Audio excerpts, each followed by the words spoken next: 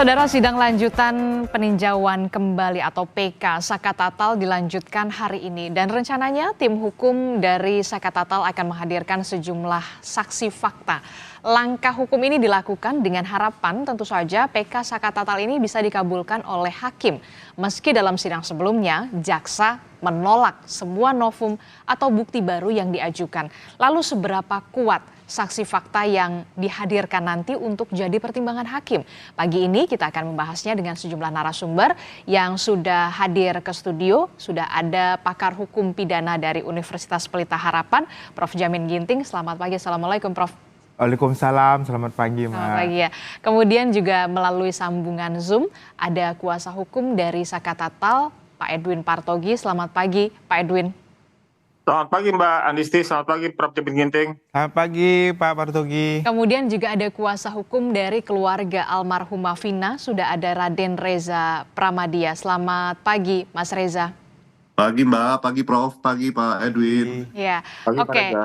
Setelah kemarin persidangan pada pekan lalu ini juga sempat dihadirkan ada kalau tidak salah 10 atau 11 novum begitu yang kemudian jaksa ini menolak novum yang dihadirkan atau diberikan oleh pihak dari Saka Tatal. Nah, hari ini sidang peninjauan kembali Saka Tatal ini akan menghadirkan saksi fakta. Nah, saya ke Pak Edwin. Pak Edwin, jadi bukti apa saja yang akan dihadirkan dan saksi fakta siapa saja yang akan dihadirkan untuk menguatkan dari peninjauan kembali terhadap Saka Tatal ini, Pak Edwin?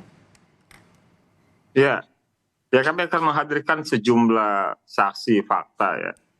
Sejumlah saksi fakta ini pada pokoknya akan menjelaskan dua hal, yaitu bahwa rekayasa kasus yang terjadi, yang kemudian membuat 8 orang menjadi terpidana, ya, dan peristiwa sebenarnya dari apa yang dialami oleh dalam kematian Eki dan Vina. Ada berapa Kami saksi memiliki- fakta, Pak Edwin? Ya, sejauh ini yang saya ketahui sekitar mungkin ada 8 orang saksi fakta. 8 orang? Yang sudah kita siapkan, dan kita memiliki keterangan-keterangan yang baru yang belum pernah diungkap di persidangan, bahkan keterangan yang belum pernah dipublikasikan. Oke, ada 8 saksi fakta yang kemudian sudah disiapkan oleh tim kuasa hukum dari Saka Tatal yang tidak pernah sebelumnya dihadirkan berarti ya dalam sidang beberapa tahun yang lalu. Betul Mbak Adisti. Jadi salah satu syarat saksi dalam PK itu adalah kalau ada saksi dia belum pernah dihadirkan di persidangan sebelumnya. Liga Akbar salah satunya? Ya, Liga Akbar mungkin salah satunya, karena Liga Akbar memang belum pernah dihadirkan ketika persidangan terhadap Saka Tatal. Oke, dari 8 orang saksi yang kemudian sudah disiapkan, saksi fakta yang sudah disiapkan oleh tim kuasa hukum. Nah, apa yang jadi pertimbangan dihadirkan 8 orang ini? Selain memang tidak pernah dihadirkan dalam persidangan sebelumnya, apakah benar-benar saksi yang benar-benar ada di lokasi kejadian, termasuk juga saksi kalau tidak salah yang pertama kali menemukan Vina dan juga Eki di pinggir jalan pada saat kejadian, seorang security? Ya, itu kita punya banyak keterangan baru ya, bisa menjelaskan bahwa pada kasus ini nampak terlihat terang benderang adanya rekayasa kasus ya, yang memaksakan kehendak agar kemudian atas peristiwa kematian Eki dan Vina itu menjadi peristiwa pidana. Ya, kita punya bukti keterangan saksi yang menerangkan bagaimana keberadaan Eki dan Vina di waktu yang disebutkan atau dalam putusan terjadinya peristiwa pidana. Ya. Oke, saya ke Jadi kuasa tentu hukum. nanti kita akan dengar sama-sama di persidangan. Oke, jadi ada tim kuasa hukum menyiapkan ada 8 saksi fakta ya untuk hari ini ya. Lalu untuk ahli sendiri bagaimana, Pak Edwin? Ahli kan agendanya besok hari Rabu. Untuk ahli Ya, berapa kami yang sudah akan disiapkan? menyiapkan ahli untuk menyangkut soal manajemen penyidikan, ahli hukum pidana, ahli hukum sistem peradilan anak, ahli hak asasi manusia, ya, ahli dari kedokteran, untuk insya Allah kami hadirkan pada besok di sidang agenda keterangan ahli. Saya ke kuasa hukum dari almarhumah Vina dulu, Mas Reza. Mas Reza, tadi kan sudah dikatakan oleh Bung Edwin Partogi yang mengatakan memang ada 8 orang saksi fakta yang sudah disiapkan. Nah, kalau dari tim kuasa hukum dan keluarga almarhumah Vina sendiri, apakah nanti juga akan hadir dalam sidang PK Tatal hari ini, Mas Reza? Iya, kalau kita di pihak korban sih kan kita mewakilkan semuanya kepada pihak kepolisian dan kejaksaan ya Mbak, tapi kita tetap mengikuti kasus ini biar ada titik temu dan juga pelaku sebenarnya terungkap gitu Mbak. Jadi kita tetap masih tidak hadir karena kita sudah menyerahkan sepenuhnya kepada pihak kepolisian dan kejaksaan. Oke, Mas Reza, ini kan sebelumnya sempat ada anggapan bahwa Vina dan Eki ini diduga tewas karena pembunuhan. Kemudian sidang sebelumnya pihak Saka Tatal ini kan menghadirkan ada 11 atau 10 novum. Berarti Anda menganggapnya bagaimana? Apakah ini memang benar-benar pembunuhan ataukah memang ada dugaan kecelakaan di sini, Mas Reza? Jadi kami dari awal memang tetap berpegang teguh pada putusan dari Mahkamah Agung yang sudah inkrah bahwa ini memang pembunuhan berencana. Dalam artian seperti dari persidangan-persidangan di awal yang kita diwakilkan oleh Pak Rudiana itu semua sudah jelas dari mulai terutama hasil otopsi ya itu kan bukan seperti kecelakaan tapi memang lebih kepada benturan benda-benda tajam sampai ada yang hancur segala macam itu kita berpatokan itu memang dibunuh bukan seperti luka kecelakaan seperti itu. Oke, Pak Edwin, respon Anda bagaimana setelah kemarin pada sidang sebelumnya jaksa ini menolak 11 novum? Ada 10 novum Mbak Adisti. Kalau jaksa menolak novum dan kekhilafan hakim yang kami sampaikan pada memori PK, itu bukan hal yang luar biasa Mbak Adisti. Oke. Jadi itu suatu hal yang biasa saja memang dilakukan jaksa atau dilakukan oleh para pihak yang sedang bersengketa di pengadilan. Tapi saya ingin sampaikan Mbak Disti untuk menerangkan pada menyampaikan pada Pak Reza termasuk publik ya, bahwa kalau kita membaca keterangan hasil visum dan forensik tidak ada luka tusukan maupun luka akibat senjata tajam. Gitu. Oke. Jadi itu fakta yang saintifik ya diterbitkan oleh dokter visum dan forensik. Bagaimana respon Anda, Mas Reza? Tidak ada luka bekas Iya, tusukan atau memang di senjata awal tajam? juga saya tidak menyebutkan itu luka tusuk, tapi luka dari benda-benda tumpul seperti itu, seperti dipukul, karena memang hancur di dalam. Karena kita ada lihat dari foto-foto yang diterbitkan dari Rumah Sakit Gunung Jati pada saat itu juga tidak ada luka tusuk ataupun luka seperti jatuh, seperti baret atau goresan-goresan daging yang terlepas gitu. Memang luka di dalam gitu Mbak. Itu kan sesuai dari hasil otopsi. Oke, jadi ini lukanya luka pukul kalau dikatakan oleh Mas Reza, Bung Edwin. Iya, jadi lukanya itu disimpulkan oleh dokter ya yang melakukan visum dan forensik luka trauma tumpul. Ya. Saya bahkan bisa membacakan itu di halaman berapa ya keterangan dokter tersebut.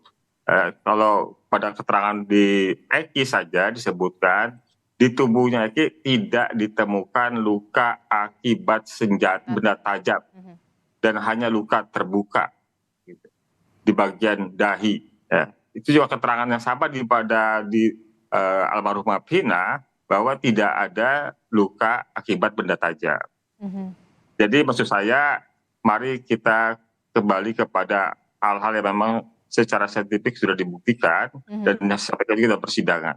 Bahwa asumsi yang dibangun sejak awal, Eki dan Vina merupakan korban penganiayaan, pembunuhan, dan pemerkosaan, sejauh ini dari kita membaca berkas yang sudah inkrah itu, sulit untuk kita mendapatkan bukti dari peristiwa pembunuhan dan pemerkosaan itu di mana dalam putusan tersebut, gitu, Mbak Disti. Jadi perkaranya sudah inkrah Mbak Isti. Seharusnya perkara sudah inkrah itu mudah bagi kita untuk menemukan bukti bahwa peristiwa yang dituduhkan itu memang terjadi. Tapi anehnya sebaliknya bahwa kita tidak bisa, tersulit menemukan bukti apa yang bisa meyakinkan kita bahwa peristiwa pembunuhan dan pemerkosaan itu terjadi. Begitu Mbak Disti. Oke, termasuk juga hari ini kuasa hukum dari Saka Tatal dan juga pihak Saka Tatal ini menghadirkan saksi fakta yang diharapkan nanti bisa mengungkap sebenarnya memang betul apakah ini dugaan kecelakaan ataukah dugaan pembunuhan begitu ya, seperti yang saat ini tengah diperdebatkan begitu ya, Bung Edwin. Saya ingin menyampaikan begini Mbak Adisti kepada keluarga Vina. Ya, saya khawatir almarhumah Vina ini dan keluarga ini juga dicemarkan nama baiknya. Pertanyaan saya, apakah ya keberadaan klaim adanya sperma di organ vital Vina itu benar atau tidak? Oke. Gitu. Jangan-jangan almarhumah Vina mati meninggal dalam keadaan suci, tetapi karena disebutkan dalam hasil ekshumasi bahwa ada ditemukan sperma, ekshumasi dilakukan lebih dari 10 hari, dalam keadaan jenazah sudah membusuk, dalam keadaan jenazah sudah dimandikan secara Islam, dalam keadaan jenazah juga dibersihkan di rumah sakit, itu keberadaan sperma itu bisa jadi fitnah kepada almarhumah Vina. Ya, jadi kita balik, jangan almarhumah Vina meninggal dalam keadaan suci. Oke, respon Anda kuasa hukum dari almarhumah Vina? Iya, jadi kita tetap memegang teguh pada hasil dari putusan terakhir dari Mahkamah Agung, tetap semua itu sudah ada urutannya sesuai di BAP. Andai pun nanti ada perubahan-perubahan terbaru, ya kita pasti akan legowo dan mengikuti. Jadi sampai saat ini kita tetap berpegang teguh kepada putusan akhir dari Mahkamah Agung yang sudah inkrah. Itu sih Mbak. Oke, saya ke Prof. Jamin. Prof. Jamin, bagaimana Anda melihat kasus ini sebenarnya, termasuk juga salah satunya ya ini babak baru kita begitu ya.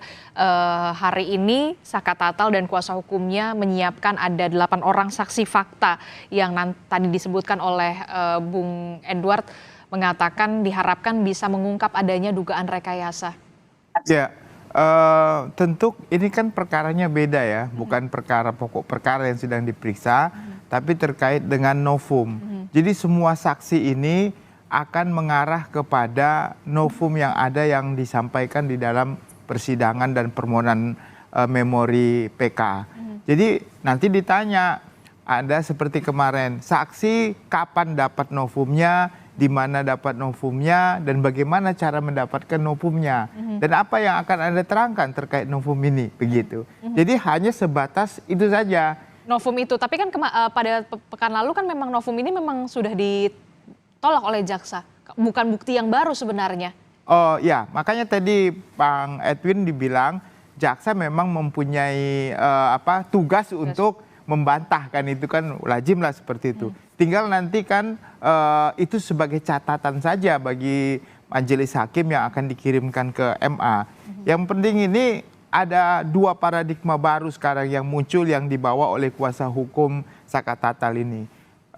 Kuasa hukum Saka Tatal ingin meluruskan kejadian ini ada kejadian sebagai kecelakaan tunggal. Kecelakaan tunggal. Di satu sisi sudah diputuskan adalah terkait dengan pembunuhan berencana. Berarti kan ada 2 kegiatan. Kalau sampai nanti contohnya lah ya, PK ini diterima sebagai suatu pertimbangan melepaskan Saka Tatal ini dengan alasan kecelakaan tunggal, otomatis 7 yang lainnya juga berarti itu ada peradilan sesat. Kenapa peradilan sesat? Artinya selama ini yang mereka peradilkan terkait dengan ini, bukti-bukti ini semuanya sesat semua karena tidak berasal dari peradilan yang memeriksa data-data yang benar begitu loh. Artinya dari awal sudah nggak benar begitu. Jadi benar-benar suatu hal yang datanya kurang pas begitu. Nah, makanya ini juga hakim juga harus hati-hati gitu ya dalam memeriksa putusan memori PK ini.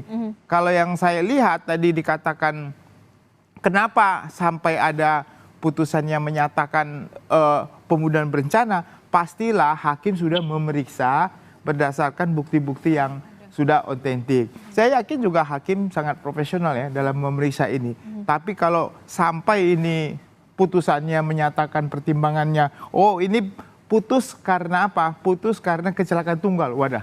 Berarti selama mereka periksa ini pengadilan negeri, pengadilan tinggi, kasasi.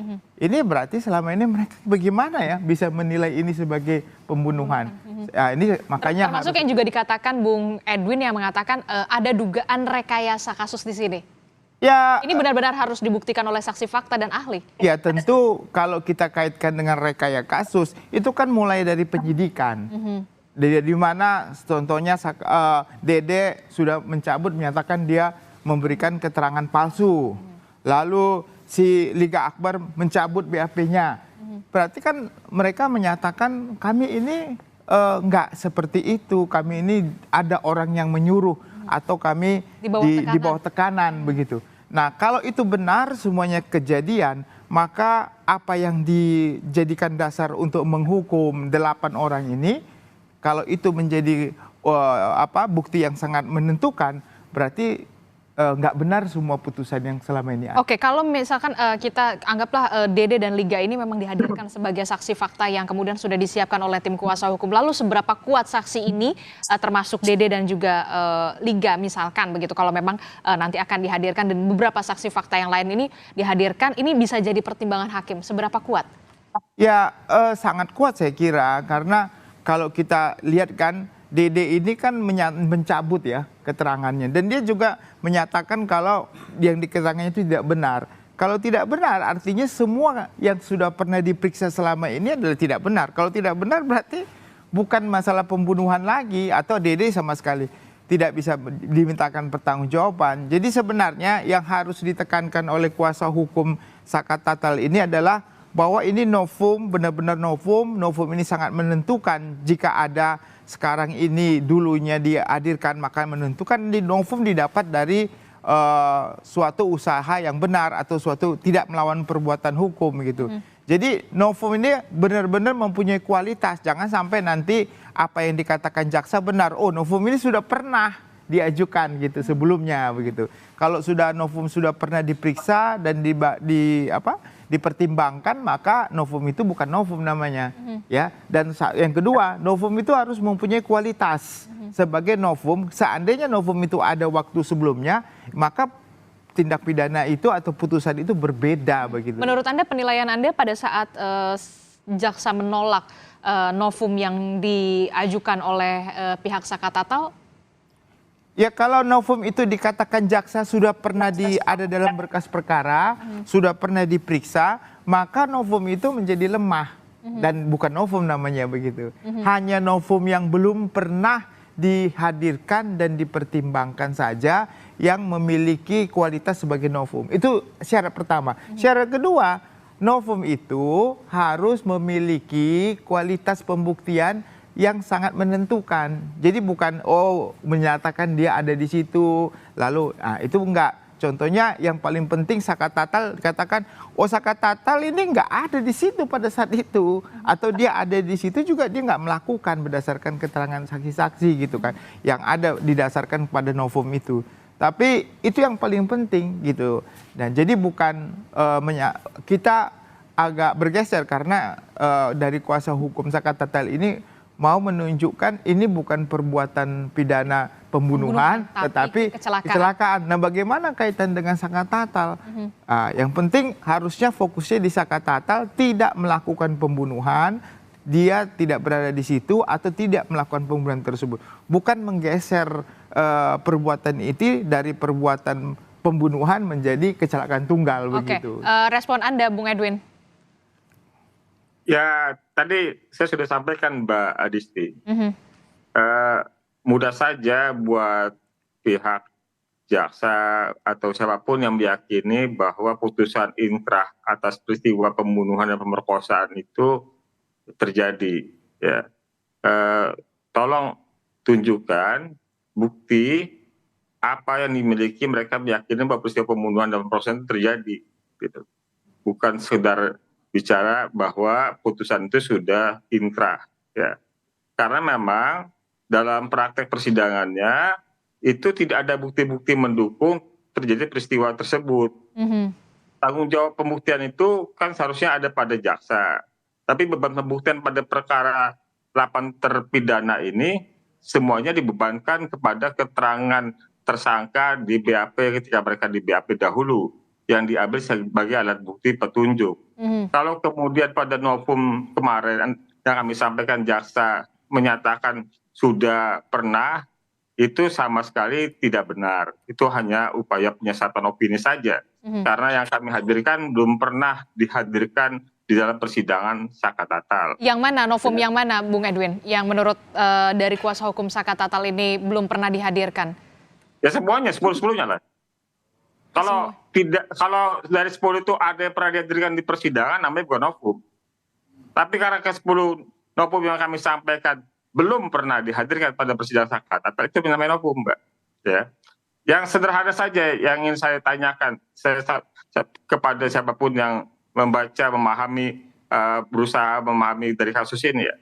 Kalau peristiwa penganiayaan yang disebut dengan pembunuhan dan pemerkosaan itu terjadi di lahan kosong belakang showroom, apakah di dalam putusan atau dalam persidangan ketika itu ada bukti-bukti bahwa di TKP lahan kosong belakang showroom itu ada bukti darah korban? Apakah ada bukti di alat kekerasannya, yaitu bambu, batu, dan samurai darahnya korban? Apakah ada bukti di motornya korban sidik jari pelaku? Apakah ada bukti di badan pakaian pelaku darahnya korban? Gitu. Terus kemudian lagi, itu lahan kosong belakang showroom, lahan kosong, ya, itu mungkin berumput bertanah. Apakah di pakaian dan badan korban Eki dan Vina ada ditemukan bukti tanah menempel di bajunya dan rumput? Gak ada semua itu Mbak Adisti. Gitu. Jadi cuma ada satu TKP yaitu flyover Talun di mana almarhum Eki ditemukan dan Vina masih dalam keadaan lemah. Oke, jadi yang Anda ingin dan tim kuasa hukum adalah tekankan adalah ini bukan dugaan pembunuhan, tapi kemudian kecelakaan begitu ya, yang ingin Anda buktikan bersama dengan saksi fakta yang akan dihadirkan hari ini juga. Ya karena memang bukti-bukti terhadap peristiwa terjadi pembunuhan dan pemerkosaan tidak ada. Makanya kami sering sampaikan, bila ada yang meyakini peristiwa itu ada, bukti apa yang dirujuk, gitu. Ya, silakan saja, bukti apa yang dirujuk. Oke, tapi saya gini ke Prof, ini kalau misalkan kita lihat ya kan, kemarin kan jaksa ini sudah menolak ya, mostly menolak novum yang kemudian diajukan oleh kuasa hukum Saka Tatal, meskipun kuasa hukum Saka Tatal mengatakan ini adalah bukti yang tidak pernah diperlihatkan atau dipertunjukkan di sidang sebelumnya beberapa tahun yang lalu. Lalu kesaksian saksi fakta hari ini apakah masih relevan untuk menguatkan novum? Jangan dijawab dulu Prof Jamin, tetaplah bersama kami di Sapa Indonesia Pagi. Anda masih bersama kami di Sapa Indonesia Pagi, saudara, kita masih melanjutkan perbincangan kita hari ini. Yang kita tahu hari ini sidang peninjauan kembali atau PK terhadap Saka Tatal ini kembali dilanjutkan.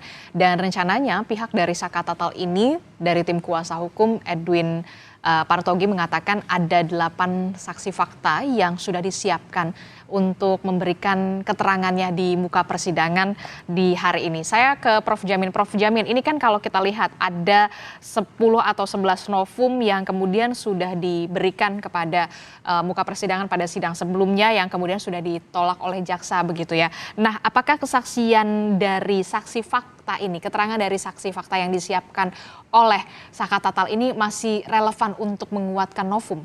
Prof. Ya, tentu dasar pertimbangannya adalah fakta ini akan menerangkan apa itu novum, ya, apa hubungannya dengan keterangannya dia sampaikan. Kalau dia menerangkan novum itu mempunyai kedudukan yang signifikan, jadi saksi ini ingin menerangkan bahwasanya novum itu benar dia dapat kapan dia dapat, tidak lebih dari 180 hari sejak diajukannya memori PK. Lalu dia menerangkan tentang bahwa novum itu sangat signifikan. Seandainya novum itu ada pada saat itu, maka nggak mungkin Sakata Tali diputuskan bersalah begitu melakukan tindak pidana. Atau yang disampaikan kuasa hukumnya tadi, novum ini sebenarnya mau nerangin tentang apa sih? Mau nerangin tentang bahwa Sakata Tali tidak melakukan perbuatan pidana, atau ingin menerangkan kejadian ini bukan adalah perbuatan pembunuhan tetapi kecelakaan tunggal. Tapi kalau saya melihat tadi arahnya, kuasa hukum ini lebih kepada ingin menerangkan kalau ini bukan pembunuhan tadi ya, tapi adalah kecelakaan tunggal. Nah, bagaimana nanti endingnya? Endingnya ada dua kemungkinan ya. Kalau dikabulkanlah permohonan PK ini, maka mengadili sendiri yang menyatakan contohnya Sakata Tali tidak terbukti melakukan tindak pidana pembunuhan. Tapi nanti pertimbangannya beda-beda. Ada dua pertimbangannya. Satu, memang Sakata Tali tidak terbukti berdasarkan bukti yang ada. Yang kedua, menyatakan kalau ini bukan tindak pidana pembunuhan, tetapi tindak pidana kecelakaan tunggal. Kalau tindak pidana kecelakaan tunggal, berarti tidak ada yang dimintakan pertanggungjawaban pidana. Karena apa? Itu salahnya sendiri contohnya ya. Pelakunya yang mengendari motor dan meninggal begitu ya. Kecelakaan tunggal. Ya, itu kan kecelakaan tunggal kan. Tapi kalau kecelakaan tunggal berarti kan Sakata Tali bukan pembunuh gitu. Dan 7 terpidana lainnya juga bukan pembunuh. Nah, artinya hanya pertanggungjawaban kepada yang kecelakaan saja begitu. Nah, ini demikian berarti selama ini pertimbangan majelis hakim, jaksa, penyidik itu semua bisa terbantahkan semua ya. Berarti kan peradilannya ini, makanya saya bilang ini peradilan apa begitu selama ini. Masa mereka tidak tahu kalau ini kecelakaan tunggal begitu, mulai dari penyidikan, jaksa sampai tingkat pengadilan negeri tinggi dan Mahkamah Agung. Begitu. Oke, Prof. Tadi kan Anda menyebutkan kalau, ya kan, kalau memang nantinya PK ini dikabulkan, berarti kan ada 2 peluang ya? Iya. Peluangnya adalah Sakata Tali tidak terbukti melakukan tindak pidana pembunuhan, atau tindak pidana pembunuhan tidak ada, tapi yang ada adalah kecelakaan tunggal, begitu berdasarkan pembuktiannya tadi. Oke, berarti Sakata Tali berarti sudah otomatis terbebas dari itu? Iya, artinya tidak ada tindak pidana, berarti kan tidak terbukti melakukan tindak pidana sebagaimana yang dituntut oleh jaksa penuntut umum begitu. Berarti dia dinyatakan bebas dari perbuatannya tidak terbukti. Nah, lalu bagaimana nasib dengan 7 terpidana yang masih ada di penjara saat ini ketika nanti ada PK itu keluar begitu? Apapun nanti keputusannya ya? Iya, kalau putusannya mengabulkan dengan menyatakan bahwasannya Sakata Tali tidak terbukti melakukan tindak pidana dengan pertimbangan hukumnya adalah dia bukan pelaku tindak pidana, maka kemungkinan yang lain juga dia bisa tapi agak berat karena Sakata Tali kan bukan pelaku tindak pidana, belum tentu yang lain bukan pelaku tindak pidana. Itu yang pertama. Yang kedua, kalau putusannya Sakata Tali tidak terbukti melakukan tindak pidana dengan alasan bahwasannya ini bukan pembunuhan berencana tetapi adalah kecelakaan tunggal, secara otomatis pelaku tindak pidana yang 7 tadi harus bebas. Harus bebas? Harus bebas karena tidak ada pembunuhan kan. Mereka bisa mengajukan PK. Dasar PK-nya apa? Dasar PK-nya adalah putusan Sakata Tali saat ini yang menyatakan kalau ini bukan pembunuhan tetapi kecelakaan tunggal. Dalam pertimbangan hukumnya biasanya ditemukan itu begitu. Jadi ketika nanti ada putusan itu tidak langsung serta-merta otomatis bebas, yang 7 terpidana ini harus tetap mengajukan PK dengan pertimbangan PK Sakata Tali ini? Iya, kan tidak ada instrumen hukumnya kalau otomatis bebas kan. Instrumen hukum yang mereka lakukan adalah melakukan PK dengan dasar novum adalah putusan Sakata Tali yang menyatakan dalam pertimbangan hukum majelis hakimnya adalah ini bukan tindak pidana pembunuhan tetapi kecelakaan tunggal. Berarti kalau kecelakaan tunggal tidak ada pelaku pembunuhan. Artinya saya bilang ya akhirnya semua menyatakan tidak ada yang bisa dimintakan pertanggungjawaban kecuali pelaku sendiri yang kecelakaan tunggal itu begitu. Apa yang bisa dilakukan selanjutnya setelah ini ketika memang tanpa berusaha untuk mendahului begitu ya putusan PK ini. Apa yang bisa kita tarik kesimpulan dari kasus ini ya, kalau kita lihat apakah nanti ada dorongan juga untuk pihak kepolisian atau sebagaimana? Ya otomatis semua yang dipidana dirugikan, bisa mengajukan permohonan ganti rugi dan rehabilitasi, itu yang pertama. Yang kedua, berarti sistem penyidikan yang dilakukan 8 tahun yang lalu, 2016 itu semuanya tidak didasarkan suatu sistem crime investigation scientific yang benar dan prosedur yang benar, dan berarti ada yang merekayasa kasus ini sebelumnya menjadi kasus pembunuhan dari kecelakaan tunggal. Nah inilah yang harus dicari, siapa yang merekayasa kasus ini sehingga bisa bergeser dari kecelakaan tunggal menjadi pembunuhan, dan dia harus diminta pertanggungjawaban hukum terhadap itu. Begitu. Oke, saya ke Mas Reza. Mas Reza, apa yang meyakini tim kuasa hukum dan keluarga Vina dan juga Eki ini memang ini merupakan dugaan pembunuhan, bukan kecelakaan tunggal sebenarnya? Selain dari ini ya. Selain dari luka benda tumpul ya tadi yang disebutkan oleh Anda.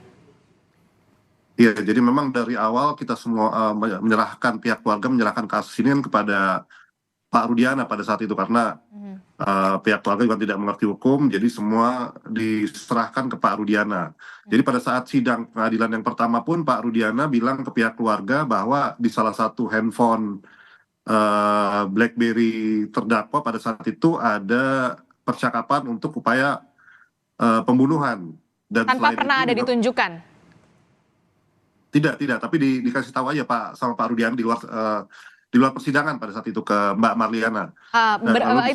Itu hanya lisan kan? Tidak ada ditunjukkan? Hanya lisan, tidak ada, hanya lisan. Oke. Di situ yang menambah keyakinan pihak keluarga almarhum Vina itu ya memang itu pembunuhan berencana, dan juga melihat dari kondisi motor pada saat itu dikembalikan tidak layaknya seperti kecelakaan tunggal yang begitu parahnya. Jadi itu hanya goresan kalau nggak salah.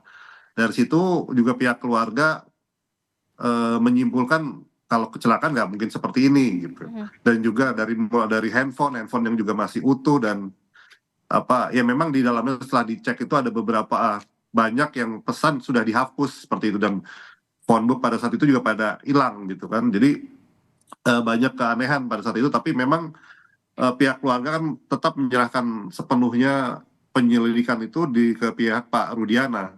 Jadi itu yang memperkuat ke pihak keluarga kalau itu memang pembunuhan bukan kecelakaan gitu, Mbak. Karena memang percaya betul begitu, karena memang sudah menyerahkan kepada pihak kepolisian, termasuk sekali juga kepada Ibtu Rudiana ya pada saat itu ya. Betul. Termasuk juga ada tidak pengarahan kesaksian dari Ibtu Rudiana kepada keluarga almarhumah Vina pada saat itu atau bagaimana? Jadi pada saat itu kan memang semuanya diwakilkan ya Mbak. Jadi tidak ada pengarahan atau apapun. Kita sebagai sesama korban ya, apabila ditanya oleh penyidik ya jawabannya normatif seperti yang diketahui oleh pihak keluarga. Dalam hal misalkan pada saat itu ada yang memandikan segala macam, yang diceritakan apa adanya, lukanya seperti apa. Terus bagian mana ada yang lunak, ada yang bengkak, ada yang patah gitu Mbak. Jadi di situ juga menambah keyakinan kalau almarhum Vina itu bukan kecelakaan. Karena kalau kecelakaan itu pasti kan namanya orang kecelakaan pasti kan kulitnya juga lecet dan segala macam, dan ini tidak ada gitu Mbak. Tapi banyak yang tulang itu menjadi lunak, kayak bagian kepala belakang itu seperti tidak ada tengkoraknya, kakinya patah. Jadi terus bagian-bagian lain sesuai dengan yang di otopsi itu disebutkan memang seperti itu pada saat yang diceritakan kembali oleh yang memandikan, yaitu salah satunya dari nenek almarhum gitu Mbak. Diceritakan dengan apa adanya pada saat melihat jenazah dari almarhumah Vina ya, begitu ya? Betul, pada saat memandikan ya? Pada saat itu Mbak. Iya. Oke. Saya ke Bung Edwin. Bung Edwin, kalau tidak salah ini kan tadi disebutkan oleh Mas Reza, termasuk juga motor yang dalam keadaan tidak ada lecet hanya minor lah. Yang kemudian juga salah satu menguatkan bahwa ini bukan kecelakaan tunggal. Respon Anda, Bung Edwin? Ya supaya jadi pengetahuan ya. Kalau kita membaca putusan di khususnya nomor perkara 3 dan 4, itu Rivaldi dan kawan-kawan dan hadirin kawan-kawan, itu ada dihadirkan saksi dari polisi yang pada tanggal 27 Agustus 2016 itu datang ke TKP. Yang dalam kesimpulannya mereka menyatakan bahwa ini kecelakaan tunggal. Penjelasan dari kecelakaan tunggal itu, Mbak Adisti, bahwa ada beberapa petunjuknya. Di aspal ada goretan, ada garisan tarikan dari besi. Kemudian di bodi motor juga di sebelah kanan ada lecet, ya, di stangnya bengkok. Begitu juga di kapnya. Di ban depannya juga ada bekas semen, ya, ada atau bekas putih dari aspal, ya.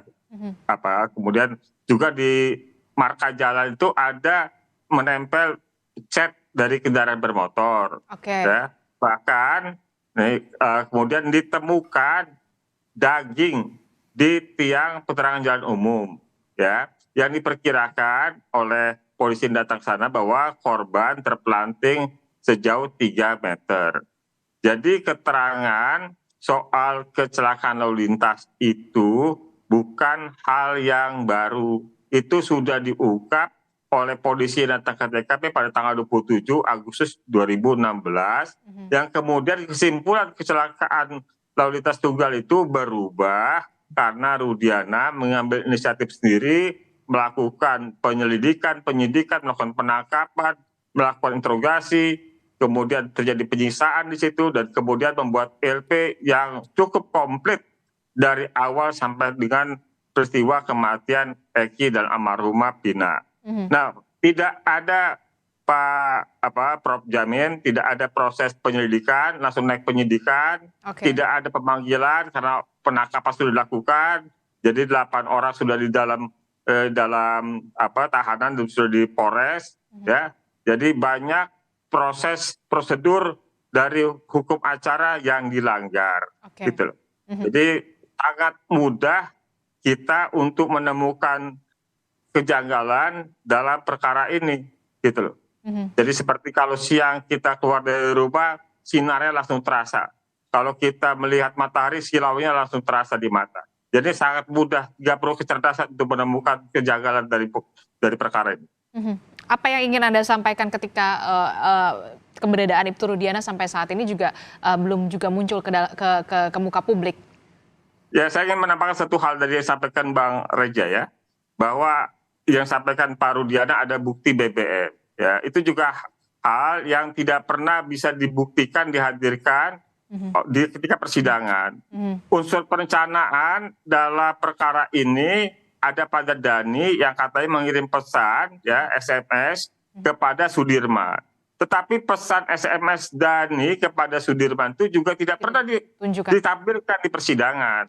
Gitu. Kemudian Dani, Andi dinyatakan sebagai fiktif. Padahal unsur perencanaan, ya, Prof Jamin, ada pada Dani yang sudah merencanakan peristiwa ini sejak 17 Agustus 2016. Dan motif dari peristiwa ini juga semuanya dibebankan kepada DPO, kepada Dani dan Peggy yang suka dengan Vina, kepada Andi yang tidak suka dengan XTC, gitu loh. Jadi sangat terang benderang lah kejanggalan dalam perkara ini. Dan inilah salah satu ajang pembuktian bagi pihak Saka Tatal dan juga tim kuasa hukumnya dengan menghadirkan keterangan dari saksi fakta dan juga ahli, ya, yang ya kan kita sudah sama-sama mendengar keterangan Liga Akbar dan diri bagaimana mereka ternyata memberikan keterangan yang tidak benar karena diarah, ya kan? Oke, saya ke Mas Reza terakhir. Mas Reza, apa yang akan ditempuh selanjutnya akan ditempuh oleh keluarga almarhumah Vina jika memang kemarin kita lihat Peggy Setiawan sudah status tersangkanya sudah gugur, kemudian tanpa mendahului putusan PK Saka Tatal ini, apa yang nanti akan ditempuh langkah hukum selanjutnya oleh almarhumah keluarga Vina untuk menuntut keadilan sebenarnya?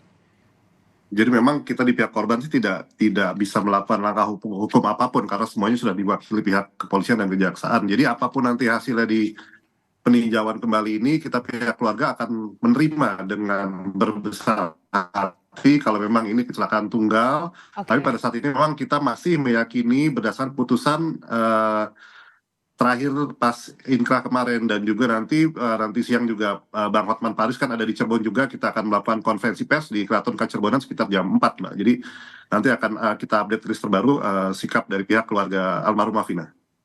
Oke, tapi sampai saat ini tetap menerima ya dan tidak akan melakukan. Iya, apapun hasil nanti kita akan menerima dengan berbesar hati, entah itu kecelakaan atau seperti yang sudah ditetapkan yaitu pembunuhan berencana. Oke, terakhir Prof. Jamin. Ya, tentu kita mendukung terus ya, karena yang mau kita cari kan adalah kebenaran material ya. Jangan sampai kita menghukum orang yang tidak pernah melakukan pembunuhan, kita salah. Ya tentu pengungkapan di PK ini juga kita dukung. Kalau benar ini ada kecelakaan tunggal, ya hakim juga di Mahkamah Agung harus memutuskan itu supaya orang yang tidak melakukan pembunuhan bisa bebas ya begitu. Tetapi kalau memang ini adalah dapat dikatakan sebagai pembunuhan, ya tentu siapapun yang membunuh itu harus dimintakan pertanggungjawaban berdasarkan bukti-bukti ya tentunya ya begitu.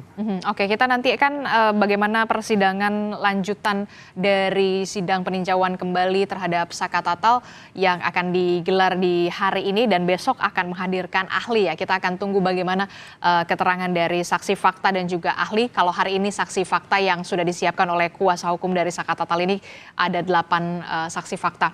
Terima kasih Bung Edwin Partogi telah bergabung bersama kami, kemudian Mas Reza, terima kasih, dan juga Prof. Jamin sudah hadir ke studio, terima kasih.